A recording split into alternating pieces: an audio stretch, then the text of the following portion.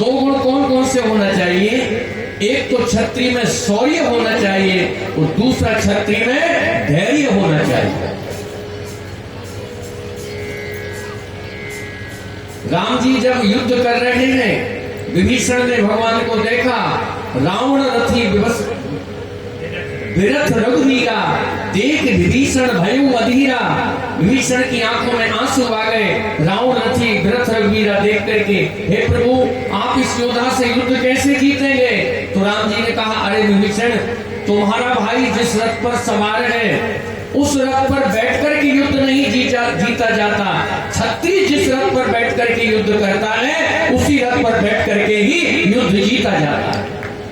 और उसमें रथ की महिमा गा रहे हैं भगवान राम, ध्यान से सुने यहाँ आप लोग सभी। सौरज धीरज तेहि रथ चाका, सौरज धीरज तेहि रथ चाका, सत्यशील जड़ ध्वजा पताका, सत्यशील जड़ ध्वजा पताका, सत्यशील जड़ ध्वजा पताका। जबकि देखिए नीतिकारों ने ब्राह्मण और क्षत्रिय के दो गुण विशेष गाए, ध्यान से सुने। आप ब्राह्मण भी बैठे और क्षत्रिय भी बैठे। ब्राह्मण के लिए शास्त्र और क्षत्रिय के लिए शस्त्र। बोलो, यही तो सुना है ना आपने क्षत्रिय की परिभाषा? नहीं नहीं, ये क्षत्रिय की परिभाषा भी अधूरी है और ये ब्राह्मण की परिभाषा भी अधूरी है। आचार्य तुलसी ने समन्वय किया है, क्षत्रिय में भी शास्त्र भी हो और शस्त्र भी हो। क्षत्रिय तभी समाज का कल्याण और हित करेगा और सुरक्षा करेगा जब उसको शास्त्र का भी ज्ञान होगा। तो ब्राह्मण में शास्त्र भी हो और शस्त्र भी हो, और ऐसे ही क्षत्रिय में शस्त्र भी हो और शास्त्र भी हो। और इनकी विशेषता क्या होती है जो अभी मैंने दो बातें कही। सौरज धीरज तेहि रथ चाका, सत्यशील जड़ ध्वजा पताका, सत्यशील जड़ ध्वजा पताका। उसमें शौर्य भी हो और उसमें धैर्य भी हो। ये 10 लक्षण बताए गए हैं, रथ के 10 लक्षण। वो 10 के 10 लक्षण अगर किसी महापुरुष में प्रतिष्ठित है तो वो लक्ष्मण कुमार में प्रतिष्ठित है। बोलिए लक्ष्मण कुमार की जय। उनमें शौर्य भी है, उनमें धैर्य भी है, उनमें शील भी है, उनमें दृढ़ता भी है, और उनसे बड़ा इस धरती पर भक्त तो कोई हो ही नहीं सकता। 24 घंटे करते क्या है? रथ का आखिरी लक्षण गिनाया गया, कौन सा? ईश भजन सारथी सुजाना, विरति चरण संतोष प्रधान। ईश भजन सारथी सुजाना, विरति चरण संतोष प्रधान, विरति चरण संतोष प्रधान। इतनी अच्छी बात कह रहे हैं, ईश भजन सारथी सुजाना। ईश भजन, क्षत्रिय में शौर्य हो, धैर्य हो और संतोष हो, उसमें शीलता हो, उसमें दृढ़ता हो, उसमें इंद्रिय संयम हो। इतने गुण होना चाहिए क्षत्रिय में, तब वो समाज को व्यवस्थित करता है। क्या करता है? व्यवस्थित करता है। और ऐसे ही क्षत्रिय भारतवर्ष में राजा बन करके रहे, जिनके जीवन में ये सब बातें थी। आप भागवत में एक क्षत्रिय का गुरु सुनेंगे, भगवान ऋषभ, जिनके 100 पुत्र हुए, जिसमें 81 पुत्र कर्मकांड से ब्राह्मण हो गए, 9 पुत्र योगेश्वर हुए, 9 पुत्र राजा हुए, अलग अलग दीपों के। और सबसे बड़ा जो पुत्र था भरत, जिसको भारतवर्ष का राजा बनाया गया, अजनाब का, इसलिए इस देश का नाम पड़ा भारतवर्ष। बोलिए भारतवर्ष की जय। तो एक क्षत्रिय में कितने गुण होना चाहिए समाज को संभालने के लिए, वो लक्ष्मण जी के चरित्र में आप देख सकते हैं। उनका धैर्य, उनका शौर्य, आपको पता है उनके शौर्य के सामने लखन सकोप बचन जे बोले, जगमगानी में दिग्गज डोले। ये राम लक्ष्मण लक्ष्मण जी का शौर्य, तो लक्ष्मण जी का धैर्य देखिए।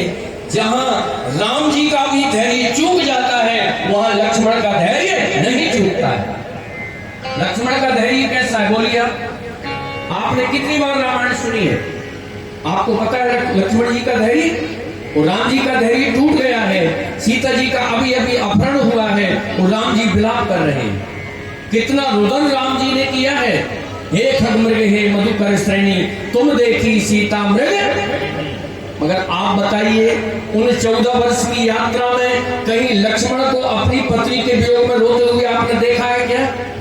क्यों जी बताइए, किसी ने रामायण पढ़ी हो, ऐसी किसी अन्य रामायण में कथा आती हो का लक्ष्मण जी अपनी प्रिया के लिए रुदन कर रहे हैं? यही लक्ष्मण जी का धैर्य है, ये उनका विशेष इंद्रिय संयम है का 14 वर्ष तक अपनी पत्नी से दूर रहते हैं, मगर एक दिन भी उनको अपनी पत्नी की याद नहीं आई। और उल्टे और मालूम क्या हुआ, जब कामदेव ने देखा, आप उस कांड को पढ़े, अरण्य कांड को, जब सीता जी का अपहरण हुआ है और राम जी अकेले बैठे हुए हैं, कामदेव ने कहा बहुत अच्छा मौका है, आक्रमण कर दो। जैसे ही कामदेव ने अपने सेवक को भेजा कि जाओ पता लगाओ राम अकेले हैं या कोई उनके साथ है, तो कामदेव के सेवकों ने कहा महाराज अकेले होते तो हम सब वहां पहुंच जाते, मगर उनके पास लक्ष्मण जी बैठे हुए। कौन बैठे हैं? लक्ष्मण जी। अब इसका अर्थ क्या है? इसका अर्थ ये है कामदेव राम जी पर आक्रमण करने ही वाला था, मगर जब लक्ष्मण जी को देखा तो डर गया, भय खा गया कि लक्ष्मण वैराग्य की मूर्ति है और वैराग्य के सामने काम जा ही नहीं सकता। इसका अर्थ क्या है? जहां राम का भी धैर्य टूट जाता है, वहां लक्ष्मण का धैर्य नहीं टूटता। तो लक्ष्मण में शौर्य भी है, लक्ष्मण में धैर्य भी है, और लक्ष्मण में इंद्रिय संयम तो इतना है कि 14 वर्ष तो छोड़ दीजिए, पूरे जीवन भर 11,000 वर्ष तक इस वसुंधरा पर रहे, कभी अपनी पत्नी के पास 24 घंटे नहीं बैठे। ऐसा महापुरुष आपको रामायण में दूसरा देखने को नहीं मिलेगा। और एक बात और निवेदन करो, राम जी सीता जी का वियोग सहन कर सकते हैं, राम जी पूरी प्रजा का वियोग सहन कर सकते हैं, मगर राम जी अगर किसी महापुरुष का वियोग सहन नहीं कर सकते तो लक्ष्मण जी का वियोग सहन नहीं कर सकते। वाल्मीकि रामायण में राम जी को पता लगा लक्ष्मण ने प्राण त्याग दिए, उसी क्षण राम जी ने अपनी लीला का स्मरण कर दिया।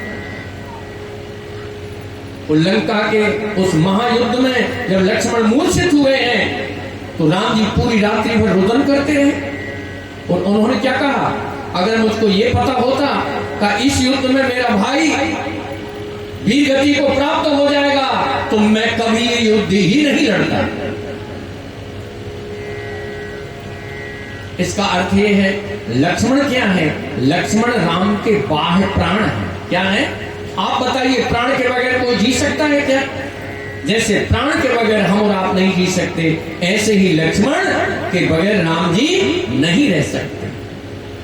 इसलिए विश्वामित्र ने जब मांग की तो क्या कहा, अनुज समेत देव रघुनाथ, अनुज समेत देव रघुनाथ, निश्चल पद में हो निश्चल पद में हो। अब आप बताइए, कोई युद्ध के लिए जा रहा है, क्यों जी? युद्ध में कितनी वस्तुओं की जरूरत होती है? आप सब योद्धाओं के परिवार के लोग अधिकांश यहाँ बैठे हैं, क्षत्रिय कुल वाले कथा सुन रहे हैं। भाई लड़ाई झगड़े के लिए जाते हो तो क्या क्या लेकर के जाते हो? बोलो। वो पहले पूर्व भारत में जब युद्ध होता तो क्या लेकर के जाते थे? रथ होता था, सेना होती थी, सेवक होते थे। विश्वामित्र गजब का युद्ध लड़ने जा रहे हैं राम जी को लेकर के, ना कोई सेना ना कोई रथ, सिर्फ लक्ष्मण को दे दीजिए। बोलो। अब मैं आपसे निवेदन करूं, क्या विश्वामित्र ये नहीं जानते कि बगैर सेना की युद्ध नहीं लड़ा जा सकता? क्या विश्वामित्र ये नहीं जानते बगैर रथ की युद्ध नहीं लड़ा जा सकता? विश्वामित्र सब जानते हैं, मगर जब उन्होंने लक्ष्मण की डिमांड की, लक्ष्मण की मांग की, तो लक्ष्मण एक आदमी नहीं है, संपूर्ण सेना ही लक्ष्मण है। और जिस रथ पर बैठकर के युद्ध लड़ा जाता है, जिसको धर्म रथ कहते हैं, वो धर्म रथ ही किसी पात्र में प्रतिष्ठित हो रहा है, तो वो लक्ष्मण कुमार में प्रतिष्ठित हो रहा है। इसलिए उन्होंने कहा अनुज समेत देहु रघुनाथ, अकेले लक्ष्मण को दे दीजिए। और आप आगे देखें, दशरथ जी की वार्ता को सुन करके स्पष्ट हो जाएगा प्रसंग। दशरथ कह रहे हैं, मांगो भूमि धेनु धन कोसा, सर्वस्व देव आज सहरोसा। और अन्य रामायणों में दशरथ जी ने कहा है, अरे महाराज, ये मेरे 15 वर्षीय बालक कहां युद्ध करेंगे? युद्ध तो मैं करूंगा, मैं कोई कमजोर हूं क्या? आपने अभी दशरथ जी का बल पराक्रम नहीं सुना होगा। एक दिन क्या हुआ, अनायास रावण ललकारते हुए अयोध्या आया। रावण ने ललकार मारी कि मैं दशरथ से युद्ध करूंगा। दशरथ जी गुरु वशिष्ठ के पास आए, गुरुदेव को प्रणाम किया। अभी अभी विवाह ही हुआ था दशरथ जी का।